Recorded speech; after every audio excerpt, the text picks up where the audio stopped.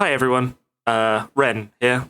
Most people know me as Para, but most days in real life I go by Ren.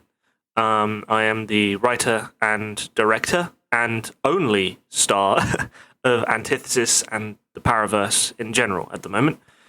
I just wanted to preface this first episode with just a little bit of a thank you, I guess.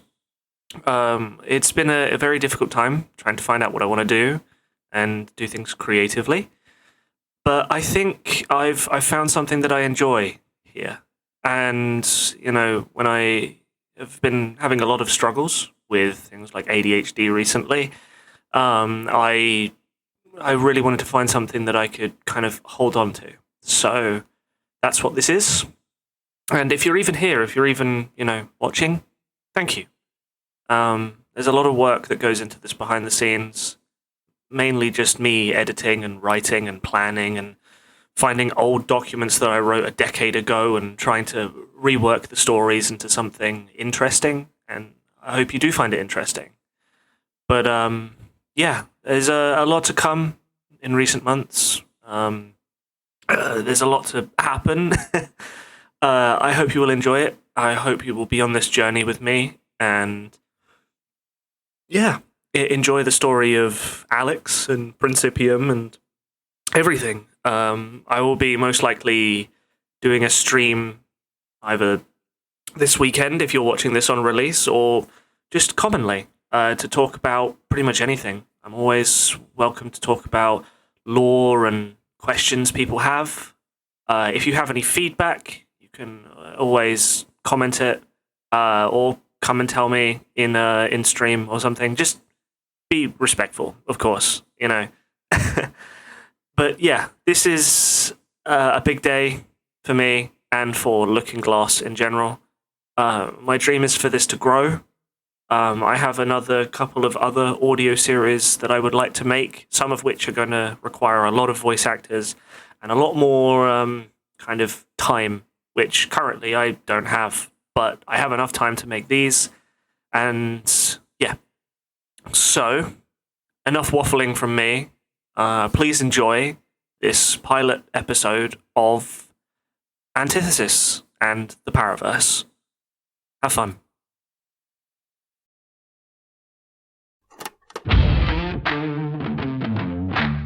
Ladies and gentlemen, that was the Cabbage Patch Assassins with their new hit single, Brassic Park. And if I never have to hear another song about ravenous broccoli dinosaurs again, it'll be too soon. Ladies and gentlemen, I'm your host, Alex Steak, and you are listening to the only radio station you ever need to listen to, Deadman Radio. How is everyone doing today? I'm sorry I've been away for so long, Preparing for a special like this is something, it takes time, and frankly, I think I could do better, but you know what? We're just gonna roll with it, because how can I not?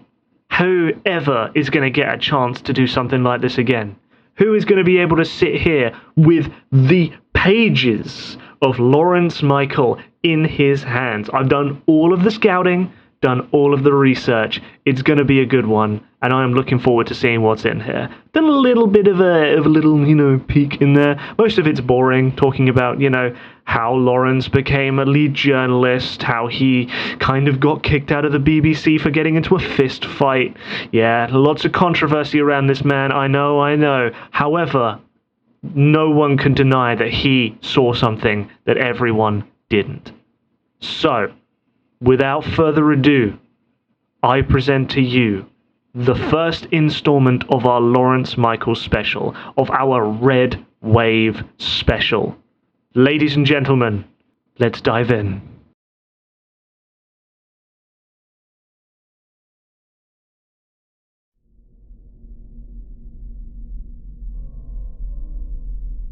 They quarantined my hometown first. Ringmer, East Sussex. Not too far from the coast. Quiet little village. Dad went to school there, met my mum there. Pretty much spent my entire life in that tiny town, knowing every street like the back of my hand.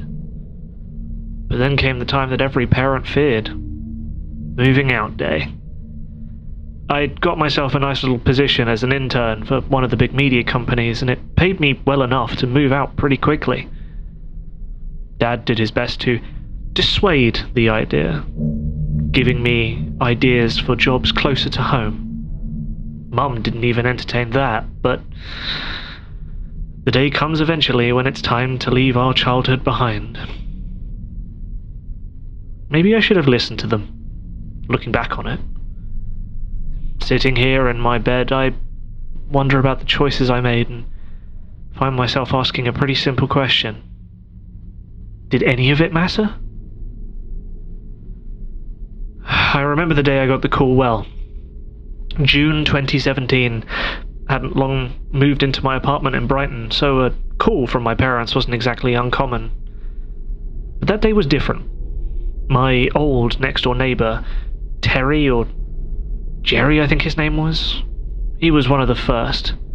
Apparently he'd told everyone it was just a rash, that it was nothing to worry about.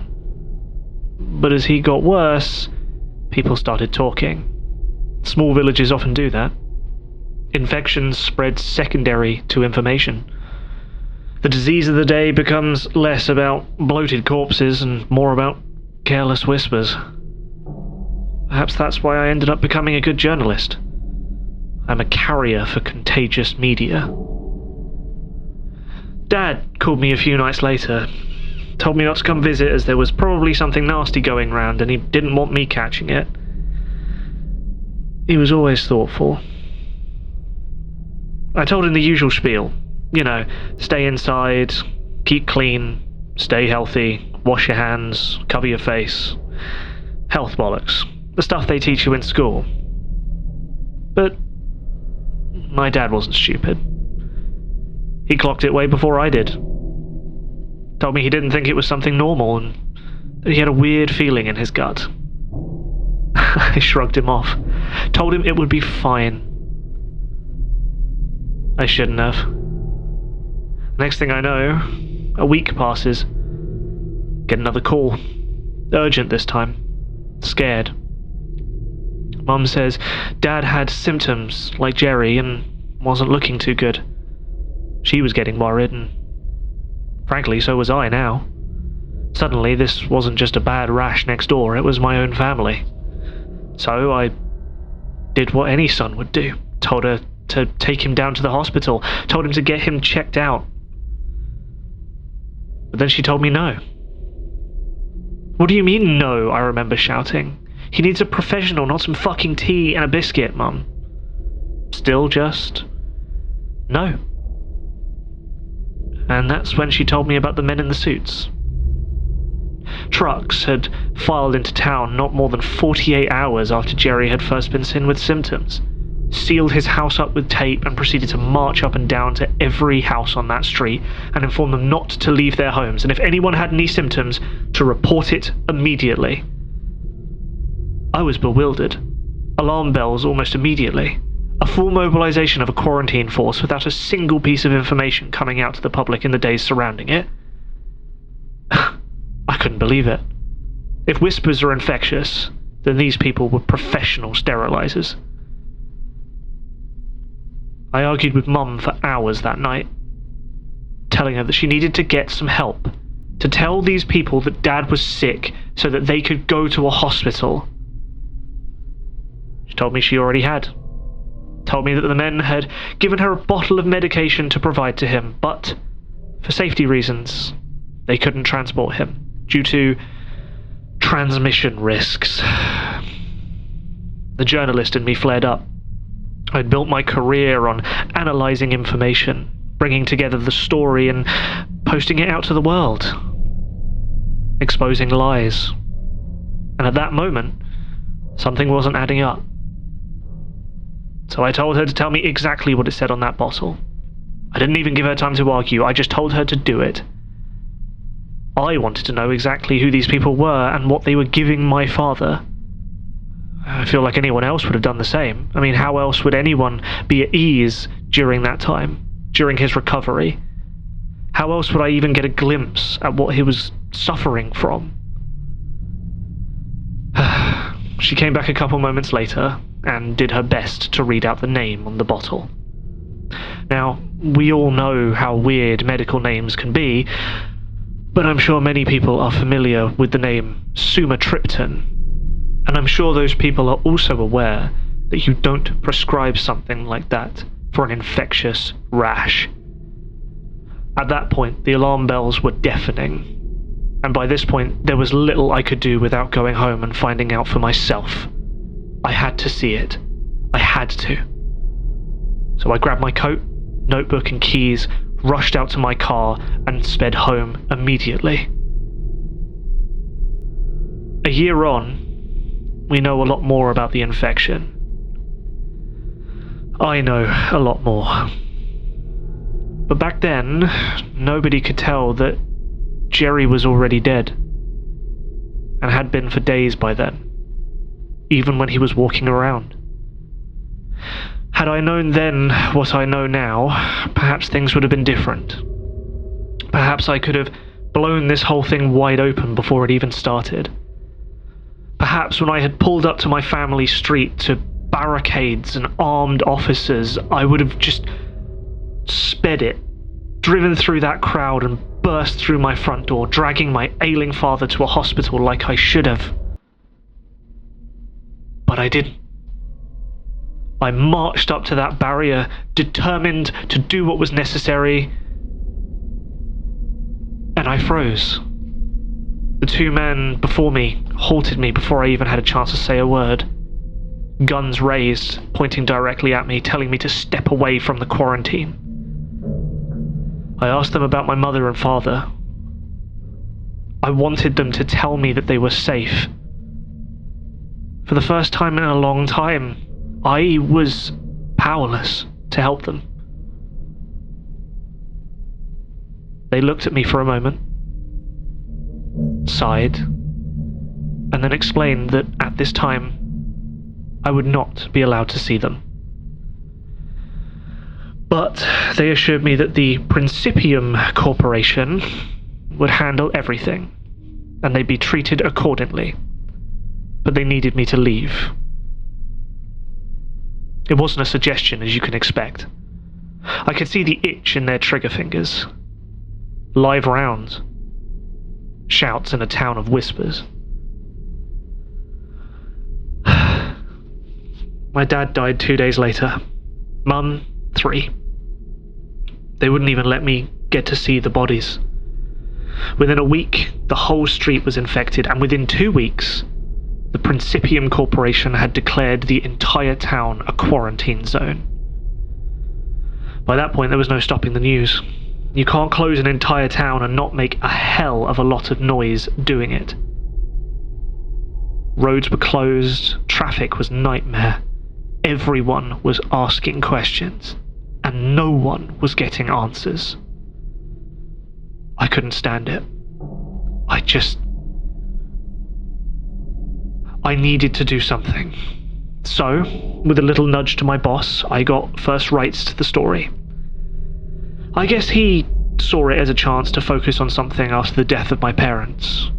Perhaps he even saw it as revenge. He was always good to me. And he was right.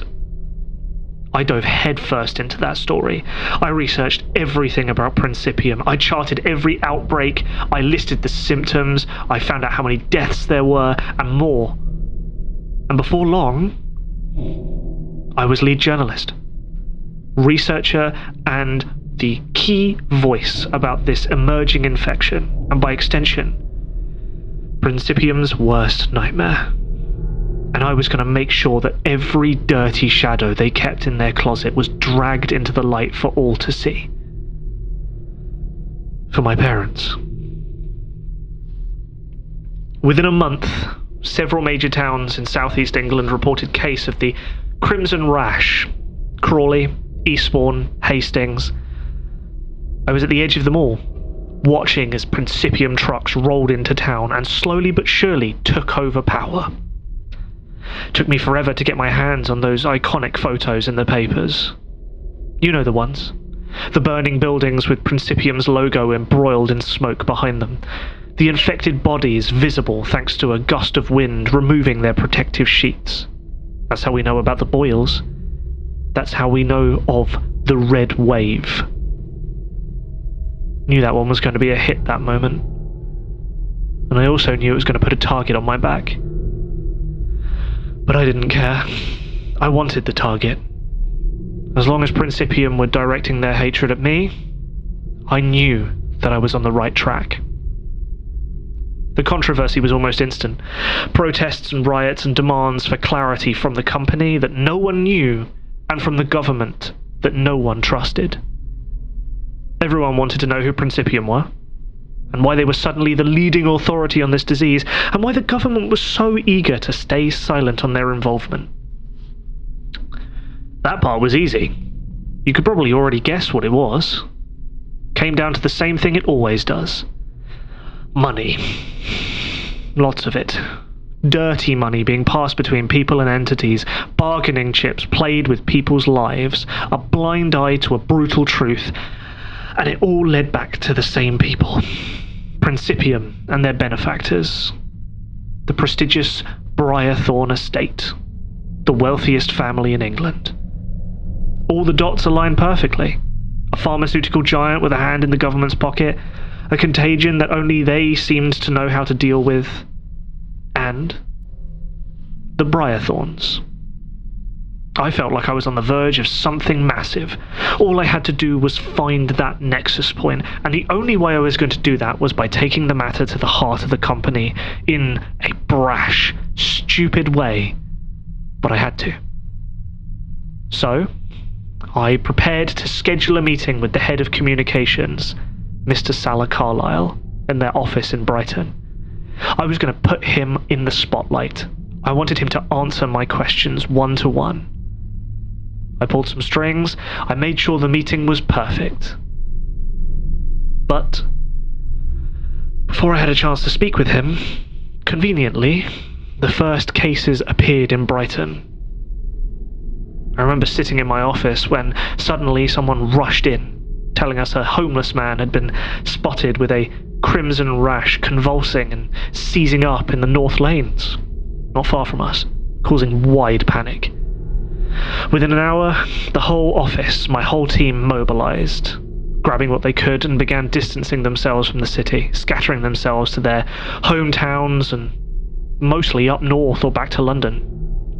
We didn't have time to breathe, and we certainly didn't stick around to pack all of our things, just essentials. And it was at that moment that we all started to realize a horrific fact. The infection was speeding up. Brighton, Worthing, Portsmouth, Exeter a week later. From Land's End to Dover, by the end of August of 2017, the entire south coast of England was a designated infection zone. It was chaos. With the amount of people displaced by the events, finding somewhere to stay and live was difficult. I moved from hotel to hotel. At one point, an old flame lent me a bed for a week, and she ended up kicking me out due to my smoking habits and my ever-growing alcoholism. But eventually, thankfully, I found a shitty studio flat in Dartford. Stroke of luck, all things considered. The crossing was the final point of evacuation from the south coast before all the roads were closed off. So, it was perfect for me. Meant that I could stay close to everything that was going on, and meant I had the perfect place to gather stories from travellers fleeing to the safety of the North and the Midlands. Most that I spoke to told me similar stories to my own. The sudden onset of infections, the rapid arrival of Principium, and the swift deaths. It was one of these groups who told me about the rivers of blood, and the strange metallic smell of petrichor in the air. That's where I got the name the Red Wave from. But even with all the testimonies that just stuck with me, one of them stands out more than others. A woman and her husband said they'd been travelling from Dover. She said that in the days around the first cases, several people had sworn they had been singing on the air, but not the good kind, Not good singing or beautiful harmonies. Sick, horrific tunes. The kind that turn your stomach like nails on a chalkboard. I watched as her eyes glazed over, trying to focus on the sound. Her husband cut the interview short, seeing that she was not doing too good, and I sent them on their way. Most of the people I told about that kind of discredited it as delusions, exhaustion. Everyone was in a panic, everyone was driving somewhere safe. It was only fair that some people would go a little bit mad. And then I found out that Principium took that woman into custody the next day. They made a statement stating that the woman had a high probability of infection and had executed her on the spot. Several passers-by remember hearing the gunshots and the screams. Things were getting desperate. That was enough for me. As if the rest wasn't enough. An infection is one thing, but a conceited effort to hide the truth and execute people in the street was another thing entirely. And I knew that when I saw it. Even on my own and without my office, I tried my best to keep in touch with the colleagues that I had back in Brighton. But over time, a lot of them had started to get cold feet. Lawyers had started sending them letters. Some of them had started receiving threats from anonymous numbers, telling them to drop the case. And some of them had even spotted people peering through their windows. Soon enough, most of them were gone. Told me not to call them anymore. By that point, I was alone. I don't blame them. How could I? We were all just journalists, not war photographers or anything of the sort, just young entrepreneurs looking to make their mark in a world of endless media. And now we were fighting horrors we could not possibly comprehend. I felt lost for a while after that. Spent most of my days drinking and smoking myself back into bed, ignoring the news, ignoring the world, ignoring everything. It was just a constant cycle of panic followed by light-hearted bollocks about charity drives and supporting families. Slowly but surely I could see it. That desire to forget, to move on and pretend everything was fine. Meanwhile, a sea of blood was washing itself away across the south coast. Everyone else seemed to choose to forget, but not me. I couldn't. Every time I closed my eyes, I could still see it. The stories that those people had told me. How they had watched their loved ones melt. How they had heard these horrific songs and the blood that had seeped from their wounds seemed to move on its own. I couldn't unsee that. In my mind's eye, all I could see was that deep red wave coming to drown me. And that's when the phone rang. Out of the blue, about a month ago. In my semi-lucid state, I answered, expecting another donation call for assistance for the displaced people, like myself. 12th call in a week is what I thought. But instead, the woman on the other end of the phone was remarkably polite. Too polite, to be honest. "Hi there, am I speaking with Laurence Michael?" she'd said in a spirited tone. The fact that I got anything out of my mouth at all was beyond me, but considering she knew my name, I knew it was something important. I said yes and asked who was calling. She introduced herself as Rachel, the HR manager for the Principium Corporation, and that she was calling from South Wales. I was shocked. Principium calling me. I asked her what she wanted, sternly, of course, because the last thing I wanted was to speak to any of these fucking people. What happened next sent a chill down my spine. She informed me that she was calling on behalf of Alistair Briarthorne, the CEO of Principium himself. The unmitigated confidence of that move almost knocked me off my feet. The fact that he had decided to reach out to me out of the blue when he knew the things that I was doing to his company or wanted to. I swiftly informed her that I wasn't interested in anything he had to say, and, in polite expletives, told him exactly how I felt about him. But lying and bravado wasn't going to get me anywhere, and this Rachel knew exactly that fact. She countered as all good PR voices did and informed me that the company was well aware of the defamatory works that I had published in the past about their company, and if I did not speak to them, there was the chances that this wouldn't go as polite as they were offering. But they were willing to let bygones be bygones by allowing me to have a one-to-one interview with Alistair himself at the headquarters in Wales. I could hardly believe it. Every fibre of my being knew it was a trap. The letters, the threats, the figures, I knew what they were doing. I knew they were working their way through obstacles and removing them from the picture so they couldn't be an issue. And by going to this interview, I was doing exactly what they wanted. I would be exactly where they wanted me to be. But I had to try something. My mind fell back to that first night in Ringmer, staring down the guards at that barrier and how I'd frozen. I couldn't let that happen again. I couldn't let that chance escape me. I felt compelled, as if dragged out of my shell to go and do something I knew would be suicide. Or it was everything I needed. So I agreed, and I scheduled that meeting for the following week.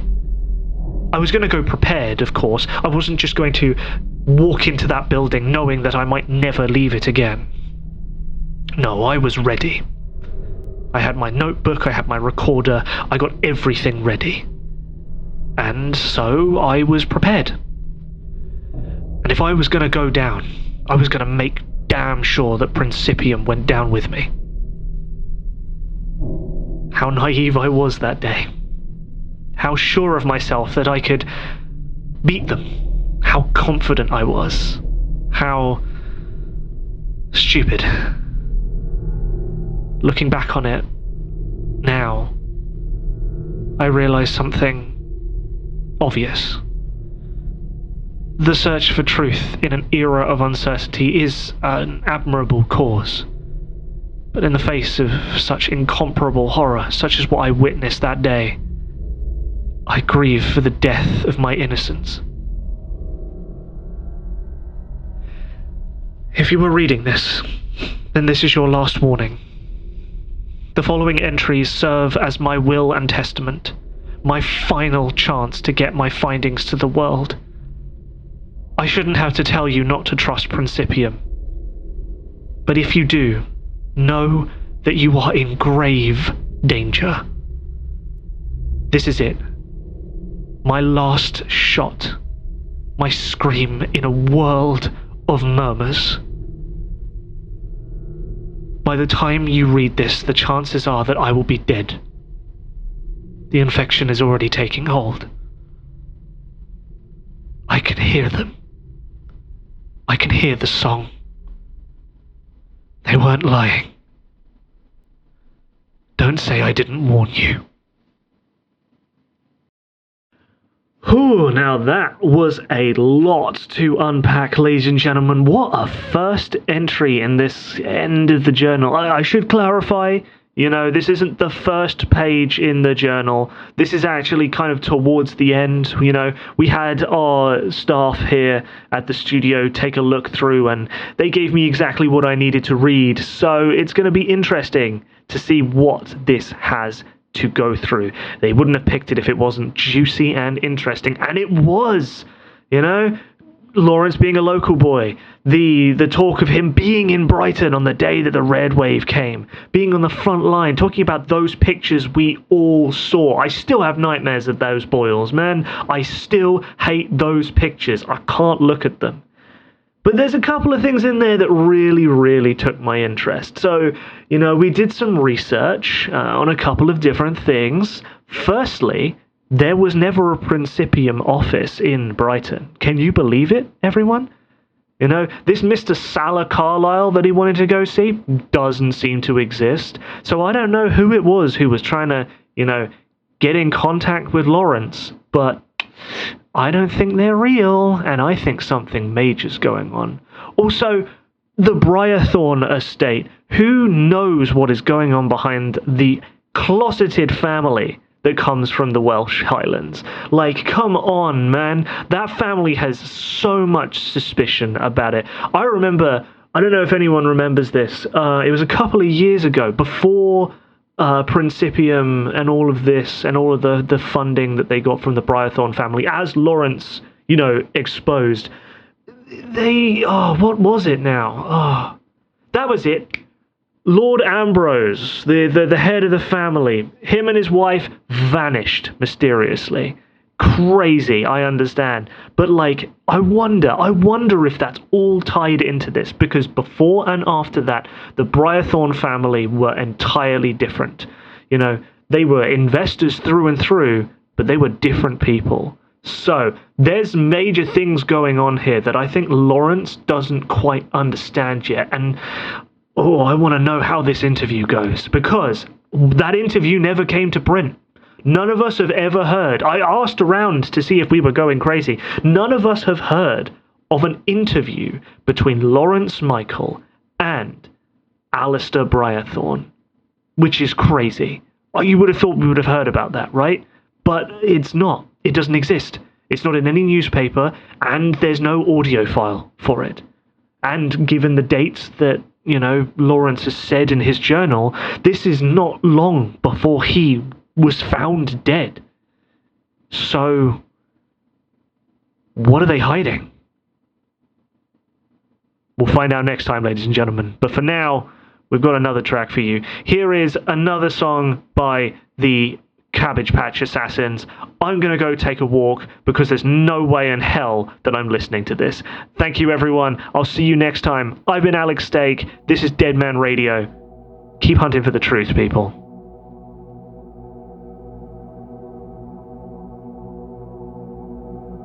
The Paraverse and Antithesis are an audio drama series created and published by Looking Glass Productions. It is written and directed and acted by Renee Weller and published under a Creative Commons Attribution Non-Commercial Share-alike 4.0 international license. If you enjoyed what you saw here today and would like to see more, consider subscribing to our YouTube channel so that you can get updates whenever new episodes release. You can also follow Renee on Twitter and Blue Sky if you would like to see more information on artwork, writing, or elsewhere. If you feel the need to, and would like to support further episodes, you can also consider donating to our Patreon to get extra little benefits such as access to scripts, or early looks at what is coming next in the Paraverse. Thank you, everyone, for listening.